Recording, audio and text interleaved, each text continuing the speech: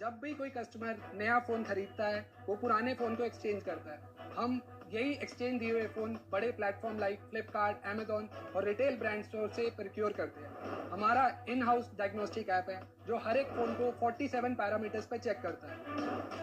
उसी रिपोर्ट के आधार पे हम हर एक फ़ोन को रिफर्बिश करते हैं और उसको नए जैसा बनाते हैं।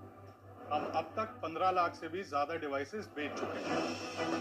कंज्यूमर डिमांड को देखते हुए हमने हाल ही में अपना ऑनलाइन प्लेटफॉर्म refitglobal.com भी लॉन्च करा है।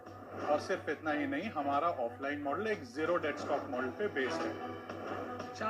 Refurbish market highly unorganised market है। यहाँ पर गिने चुने ही ब्रांडेड प्लेयर्स हैं। हमारा विजन है कि हम रिफर्बिश मार्केट में वन स्टॉप डेस्टिनेशन बने कंज्यूमर के लिए फॉर एवरी रिफर्बिश प्रोडक्ट।